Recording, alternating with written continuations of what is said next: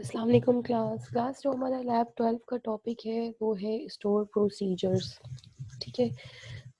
Store procedures के हमारे पास different types होते हैं जिसमें पैरामीटर लेस और पैरामीटराइज्ड स्टोर प्रोसीजर्स आ जाते हैं। लेकिन सबसे पहले हमें ये देखना पड़ेगा कि स्टोर प्रोसीजर्स होते क्या है। तो हम लोगों ने व्यूज़ पढ़े थे, अगर आप लोगों को प्रीवियस लैब में से याद हो तो हमने लैब नंबर 8 या 9 के अंदर व्यूज़ पढ़े थे। हम लोग ने कहा था कि बेसिकली व्यूज़ क्या करते हैं, व्यूज़ अपने अंदर क्यूरीज को स्टोर कर लेते हैं। ठीक है, एक विंडो होती है तक हम उसे अगर नॉर्मली हम बात करें, अगर एग्जांपल ले रहे थे तो स्टोर प्रोसीजर्स भी व्यूज़ की तरह ही होते हैं। ठीक है, वही काम करते हैं जो व्यूज़ कर रहे होते हैं।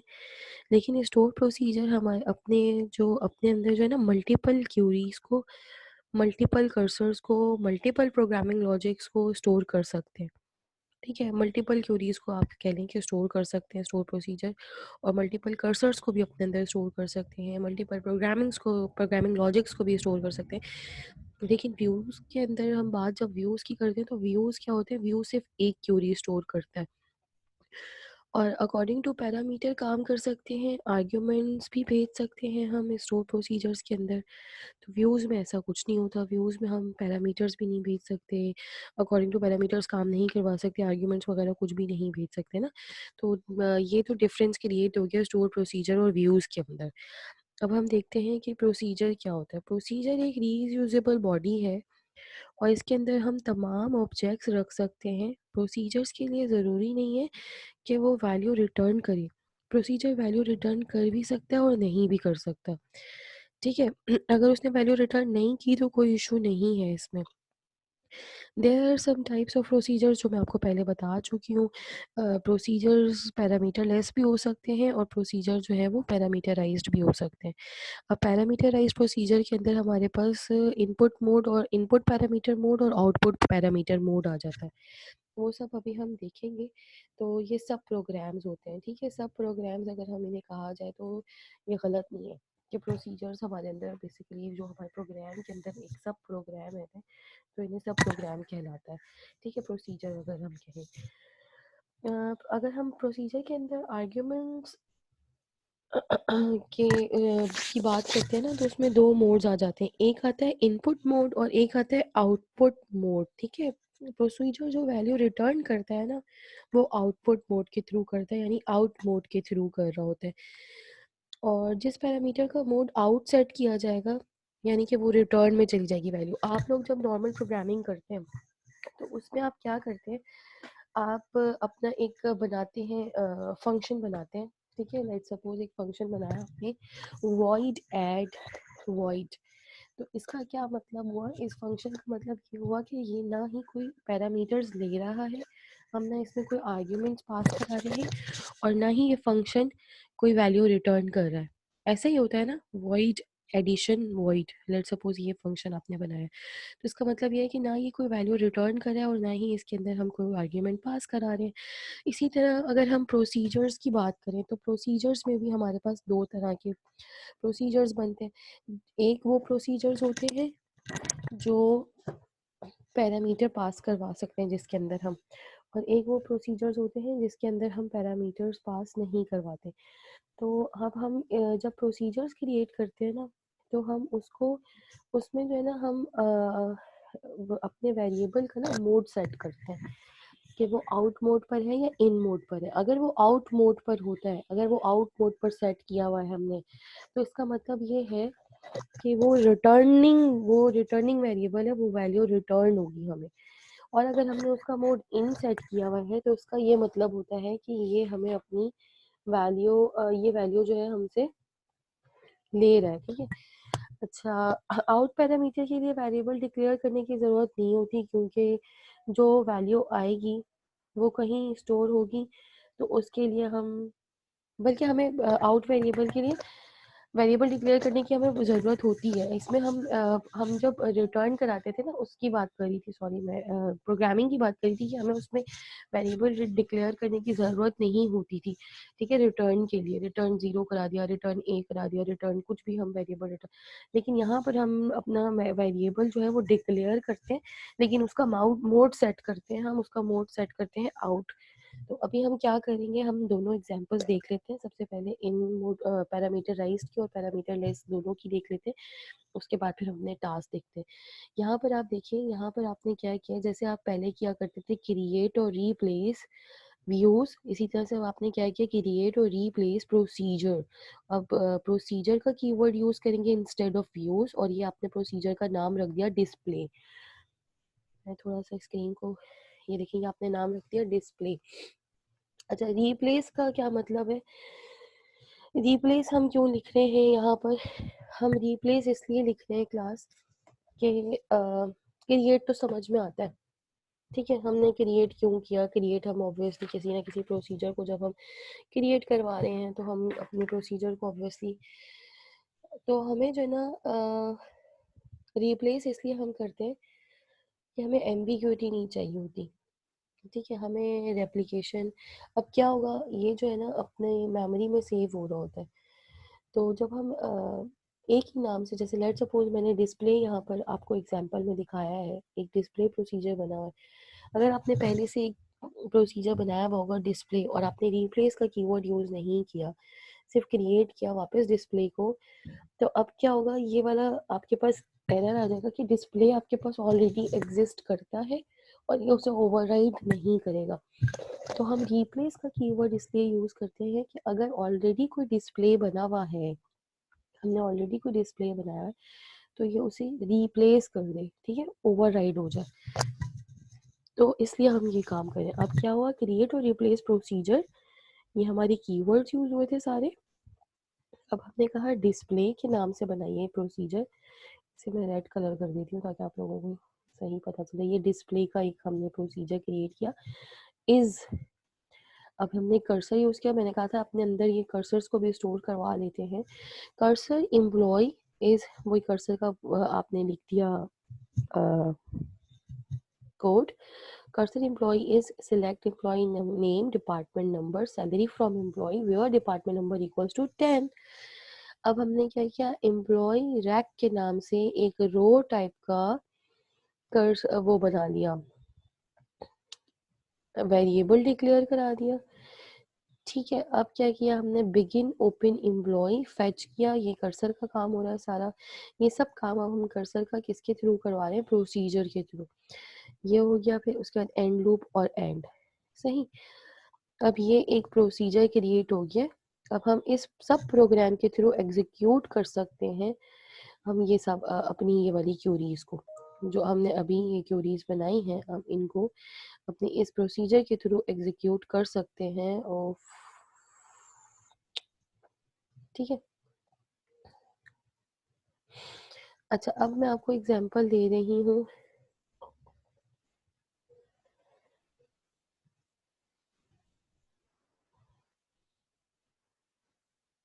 ये विदाउट ये जो प्रोसीजर हमने बनाया विदाउट पैरामीटर बनाया है।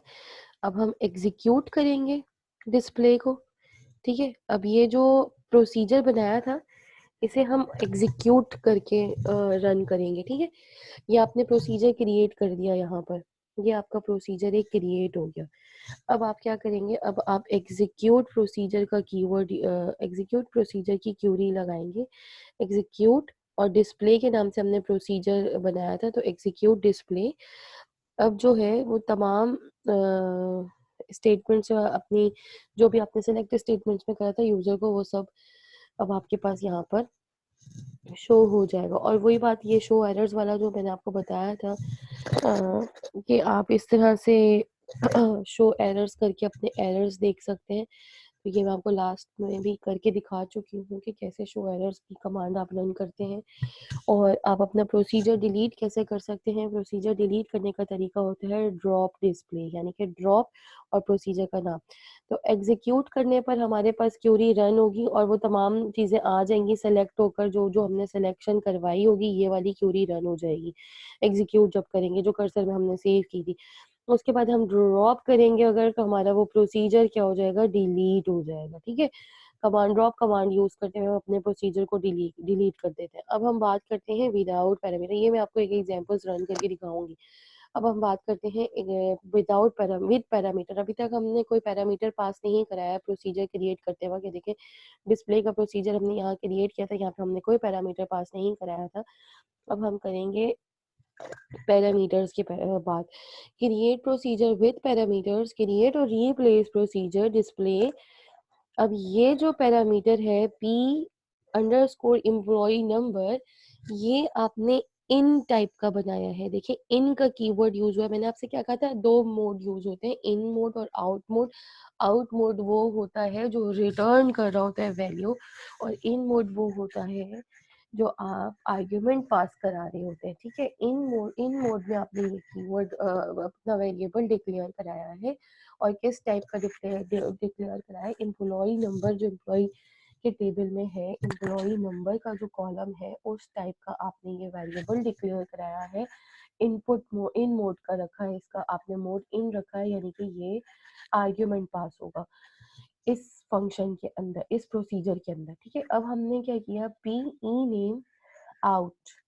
अब ये आउट जो है ये आउट मोड का है, ये रिटर्न करेगा क्या, एम्प्लॉय नेम का इसका टाइप रखा, यानी कि कोई ना कोई एम्प्लॉय नेम रिटर्न करा होगा, ये डिपार्टमेंट नंबर रिटर्न करा होगा और ये सैलरी रिटर्न करा होगा। तो 3 पैरामीटर यहाँ पर आपने डिक्लेयर कराए हैं जिनका मोड आपने आउट रखा है, और एक पैरामीटर आपने पी अंडरस्कोर एम्प्लॉय नंबर का डिक्लेयर कराया, उसका नाम आपने, उसका मोड आपने इन रखा है।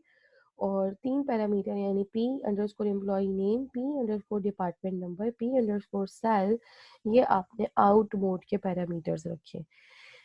इस बिगिन, ये आपका प्रोसीजर लिखने का, मैं आपको प्रोसीजर क्रिएट और रिप्लेस करने का कोड है। इस बिगिन पे, बिगिन के ब्लॉक के अंदर आपने सिलेक्शन करवाई, फिर एंड कर दिया। अब आप कॉल करेंगे प्रोसीजर को, कैसे करेंगे, वही एग्जीक्यूट डिस्प्ले जो आपका कॉल का प्रोसीजर कॉल करने का तरीका था, आपका और कॉल करेंगे।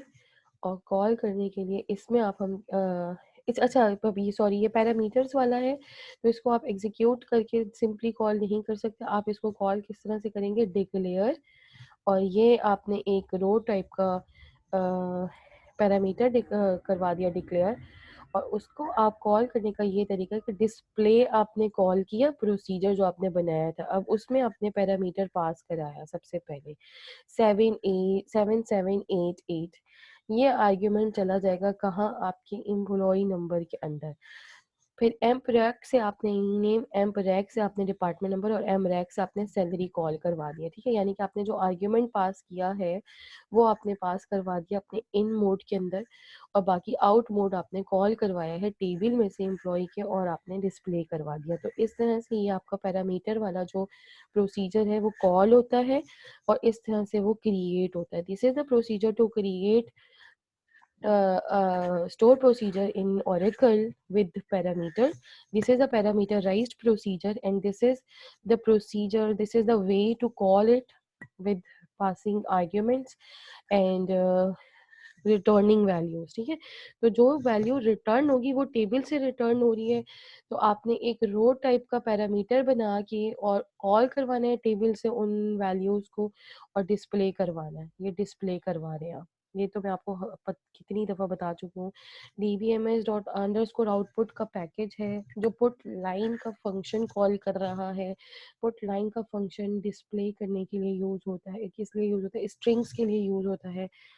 तो ये सब आपको ऑलरेडी पता है कि कॉन्कैट किया हुआ है हमने ये स्ट्रिंग्स को इसके अंदर, इस तरह से हम कॉन्कैट करते हैं ओरेकल में। आई होप आपको प्रोसीजर्स का पता चल गया होगा कि स्टोर प्रोसीजर्स होते क्या हैं। 2 तरह के स्टोर प्रोसीजर्स होते हैं, एक विदाउट पैरामीटर्स को हम सिंपली एग्जीक्यूट करवा देते हैं। इस तरह से एग्जीक्यूट डिस्प्ले करेंगे तो हमारे पास विदाउट पैरामीटर रन करेगा, और हम जो पैरामीटराइज्ड प्रोसीजर्स होते हैं उनको हम कॉल करवाते हैं। ठीक है क्लास, ये तो हो गया हमारा टॉपिक पैरामीटर वो उसका प्रोसीजर्स का। अब हम देख लेते हैं टास्क अपने। सबसे पहले हमारे पास एक टास्क है, create a store procedure display without parameter. The procedure must display employ number, employ name and salary of all the employees of department. And display procedure must be called from PLSQL anonymous block. PLSQL anonymous block किसको कह रहे हैं हम? Declare को। ठीक है, begin को। Create a store procedure display two with parameters, ऊपर था विदाउट पैरामीटर्स, नीचे विद। It must take department number as an input and must return the department name and total salary of the input department number. Display to procedure must be called from PLSQL anonymous block. ठीक है, अब हम ये देख लेते हैं कि हमने ये किस तरह से काम किया है।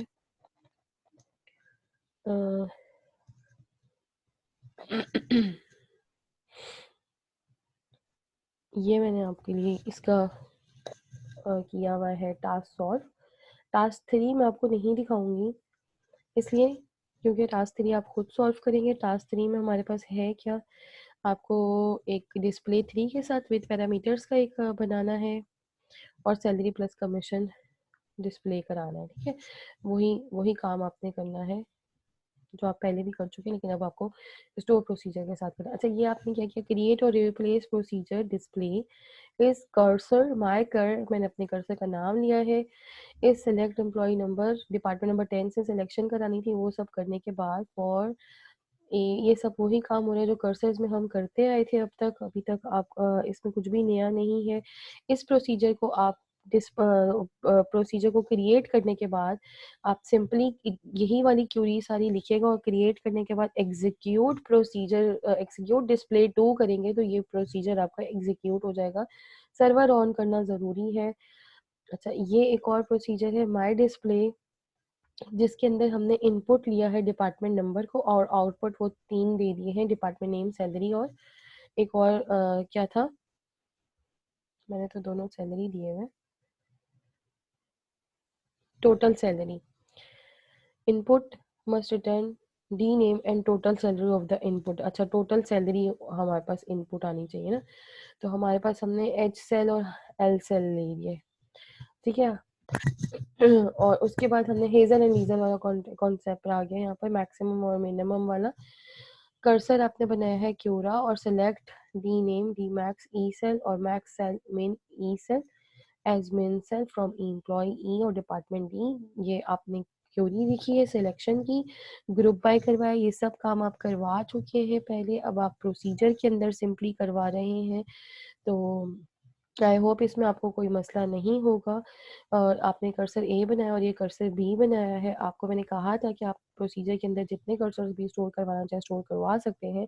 आपने ओपन किया कर्सर ए को, फिर ओपन किया कर्सर बी को, फिर क्लोज भी आप इसी तरह से करेंगे। क्लोज आपने कर्सर ए किया, कर्सर बी किया, और नॉट फाउंड, और ये आपने अपनी क्यूरी रन की। अच्छा, ज़रूरी नहीं है जो क्यूरी जो लॉजिक मैंने यूज़ किए हुए आप लोग उसी लॉजिक से काम करें, आप अपनी लॉजिक यूज़ कर सकते हैं। ठीक है, ये आपका प्रोसीजर क्रिएट हो गया। अच्छा, ये प्रोसीजर तो क्रिएट ऐसे हुआ है, उसके बाद आपने क्या करना है,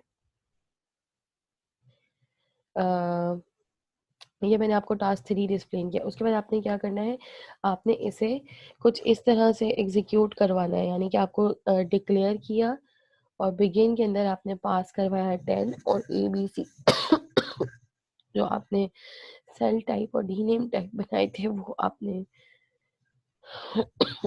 पास करवाए, और ये आपने इन्हें डिस्प्ले करा दिया। ये टास्क नंबर 3 मैंने आपको एक्सप्लेन किया है। ठीक है, टास्क नंबर 3 में हमारे पास हाईएस्ट एंड स्मॉलेस्ट सैलरीज आपको डिस्प्ले करानी थी। ये टास्क नंबर 3 हो गया आपका।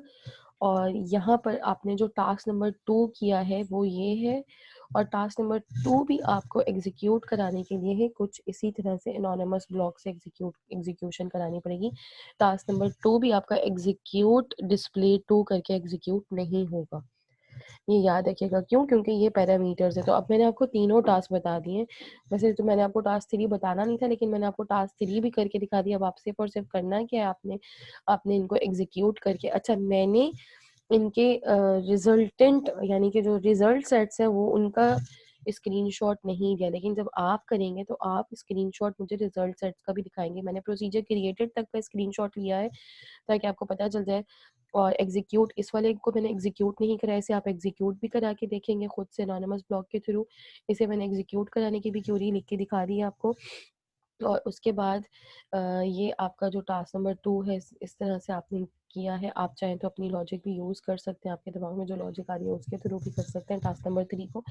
तो उसके बाद आपने क्या करना है, एग्ज़ीक्यूट कुछ इस तरह से कराएँगे आप अपने प्रोसीजर को, और उसके बाद आपने जो आपकी जो रिज़ल्ट सेट्स होंगे, जो आपके वैल्यूज़ एक्सट्रैक्ट होकर आ रही होंगी टेबल से, जो डेटा रिट्रीव होकर आ रहा होगा, वो भी आपने यहाँ पर स्क्रीनशॉट लगाना है, ठीक है?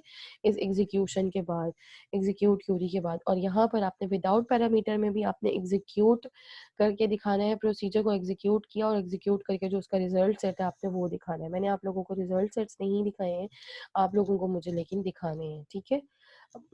आई होप आप लोगों को स्टोर प्रोसीजर का टॉपिक क्लियर हो गया होगा आज।